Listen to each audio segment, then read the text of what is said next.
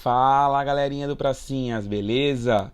Bom, nas últimas aulas temos estudado o conteúdo território e geopolítica. Já aprendemos o significado da palavra território, já sabemos o que é fazer parte de um povo, as características de um povo, né?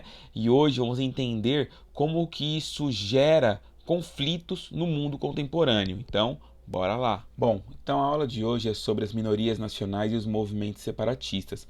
Vamos discutir como alguns povos que estão sob a soberania, o controle de outros povos dentro de um país, eles se organizam e formam movimentos separatistas com o objetivo de formar um novo estado ou um novo país no qual eles tenham controle. Para vocês terem uma ideia, vamos observar esse mapa da Europa de 1937. Olhem essa área circulada, onde nós temos vários países ali em 1937. Alemanha, Polônia, Tchecoslováquia, Áustria, Suíça, Itália, Hungria, Iugoslávia, Romênia, Albânia, Bulgária e a Grécia. Vários desses países, alguns deles não existem mais. Outros até existem, mas hoje estão menores. Surgiram novos países destes aí que estão aí. Por que isso aconteceu? Porque alguns povos acharam que era necessário formar um país deles, um estado deles, um estado no qual eles tivessem controle, soberania sobre o seu território e sobre a vida dos cidadãos. Agora um mapa atual da Europa. Olhem agora o círculo vermelho novamente. De acordo com os mapas, o anterior e esse atual, quais foram as principais mudanças político-territoriais na Europa? Quais países perderam parte dos seus domínios? Quais países tornaram-se independentes e quais foram desfeitos? Dá uma olhadinha aí, segura aí 5 segundos analisando o mapa. Já dei a dica, olha o círculo vermelho.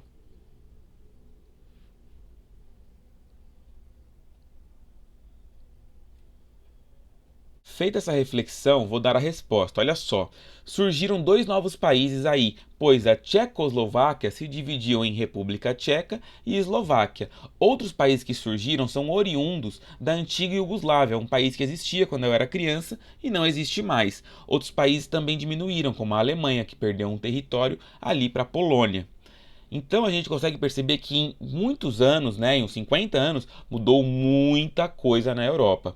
Como podemos observar nos mapas, os limites territoriais que separam os países podem passar por grandes transformações de uma época para outra. Ao longo do século passado, por exemplo, muitos países ampliaram seus domínios territoriais, enquanto outros perderam parte dos territórios.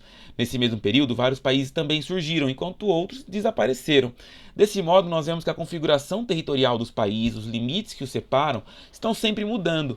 Esses limites, na maioria das vezes, são estabelecidos por meio de acordos fronteiriços assinados de forma pacífica. Em muitos casos, porém, os limites podem ser definidos após a ocorrência de guerras e conflitos. No entanto, as mudanças ocorridas, principalmente nas últimas décadas, devem-se, sobretudo, aos conflitos nacionalistas e separatistas, que reivindicam a criação de estados soberanos e independentes.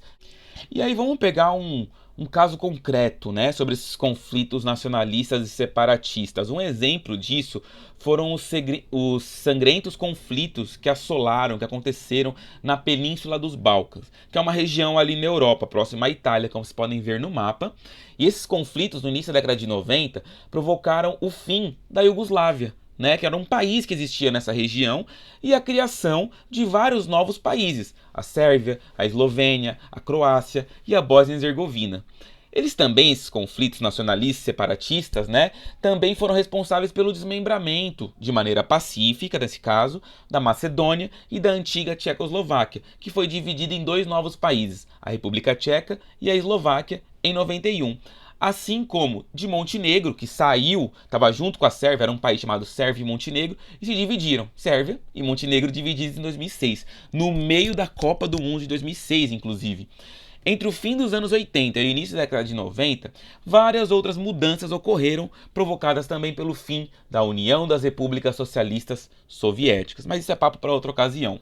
Bom, então a gente pode entender o seguinte, galera. Grande parte dos povos possui controle sobre o seu território, autonomia sobre o território em que vive, onde o Estado desse povo, manda. Porém, existem povos que não possuem controle sobre o seu território. Apesar deles possuírem uma identidade histórico-cultural, como a língua, a religião, as tradições, muitos desses povos, eles são minorias nacionais. Eu tô dentro de um estado, mas eu não tenho o poder dentro desse estado. É outro povo que manda, eu sou uma minoria.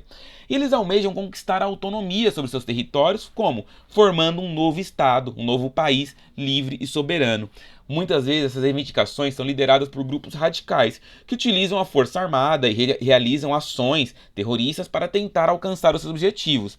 Em contrapartida, essas ações muitas vezes são resultado que essas minorias por muitos anos foram violentamente perseguidas pelo governo dos seus países. Bom, vamos analisar 7 principais conflitos, tá? Primeiro, Irlanda do Norte, curdos, Tibete e Sri Lanka. Irlanda do Norte é um país, tá? Que você tem uma maioria da população que é protestante e uma minoria católica. E essa minoria católica gostaria de tornar-se independente e se juntar com a República da Irlanda. Toda essa treta, ela remonta à colonização que a Inglaterra fez sobre a ilha. E foi a própria Inglaterra que dividiu a ilha dessa forma, tá?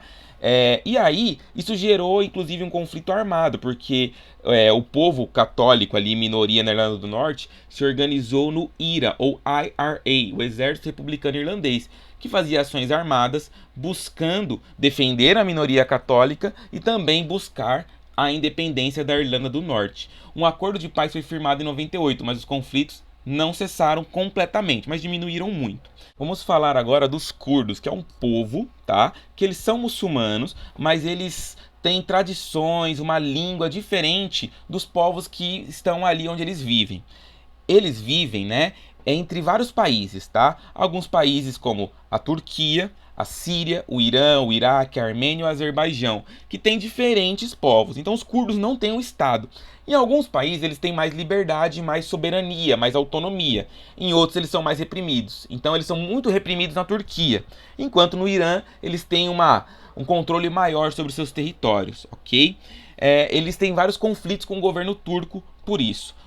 O terceiro conflito é o do Tibete, que é o território do povo tibetano de tradição budista que foi anexado pelos chineses em 60, né?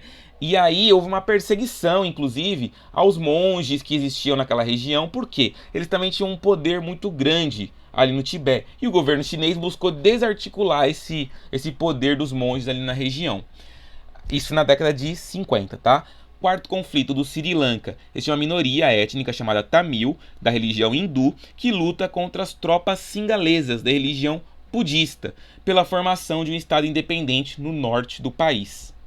Outro conflito, o quinto, é o País Basco, é uma região localizada ali entre a Espanha e a França que faz parte, a maior parte desse território faz parte da Espanha. E é ocupada pelo povo basco, que tem o seu idioma, suas tradições, enfim. E um grupo armado terrorista chamado ETA, Pátria Basca e Liberdade, significa essa sigla, lutou pela independência desse território durante algumas décadas, mas em 2011 declarou o fim da luta armada. Na Espanha nós temos vários movimentos separatistas. Por quê? O reino que estava ali em Madrid, né, que era o reino de Castela, dominou os outros reinos. Um caso muito famoso que quem gosta de futebol conhece é o caso da Catalunha, onde está o Barcelona, né, que também tem o seu próprio idioma, enfim. Um outro conflito que é originário ali da questão da Iugoslávia é o Kosovo, que é uma província, um pedaço da Sérvia, só que a maioria da população é albanesa, é muçulmana e quer a independência da região que está sob o controle dos sérvios. Em 2008, o parlamento do Kosovo declarou independência unilateral da Sérvia, porém essa independência não foi reconhecida por alguns países, como o Brasil, a Espanha e a Rússia. Por fim, um último conflito é o da Chechênia, né? Que é o seguinte, é uma parte ali, um pequeno pedaço da Rússia que luta contra o exército russo desde a década de 90. Já houve conflitos mais pesados e tal, duas guerras na Chechênia, porque eles querem independência da Rússia. Interessante pontuar que a Rússia, historicamente, desde o tempo do Império Russo, sempre teve vários povos que habitam aquele país. É de se pensar, né? O maior país do mundo, vários povos habitam a região. Mas hoje, assim, está um pouquinho mais tranquila a questão da Chechênia, mesmo que tenham grupos terroristas, né? Grupos armados que querem a independência da Chechênia até hoje. Inclusive, o presidente russo, o Vladimir Putin, ele ganhou muita força quando ele chegou ao poder, quando ele ganhou a guerra lá na Chechênia e reprimiu esse movimento que fazia vários atos terroristas pesados. Bom, para finalizar, um material complementar aí, estou indicando 2 filmes, eles podem ser encontrados no YouTube, mas com legenda, sobre a questão irlandesa. Um se chama Ventos da Liberdade, de 2006, e o outro se chama Fome, de 2008. E eles mostram 2 períodos do conflito na Irlanda, né? Desse separatismo, etc. O Ventos da Liberdade é o começo, quando a Irlanda se tornou independente do Reino Unido. E o Fome é 60 anos depois, na década de 80, quando membros do IRA, né, do grupo armado do IRA, faziam uma greve de fome para conseguirem atender as suas necessidades na prisão e pressionar o governo britânico, ok? Importante pontuar, esses conflitos separatistas são extremamente complexos e contraditórios. Você tem uma repressão muito grande da maioria contra uma minoria, e você também tem uma reação violenta dessa minoria, não toda, né, mas de parte que pega em armas e vai lutar contra o poder constituído. Bom, galerinha, espero que vocês tenham gostado do vídeo, tenham entendido, e se tiverem qualquer dúvida, vocês sabem como entrar em contato comigo, tá bom? Ficou um pouquinho mais longo, mas é porque eu tinha que falar de vários conflitos, ainda falei muito pouco de maneira resumida, tá bom? Mas se quiserem saber mais, eu posso indicar outros materiais complementares e também responder algumas dúvidas e tal, beleza? Então, bons estudos aí, boa apresentação do TCA na terça-feira e até a próxima!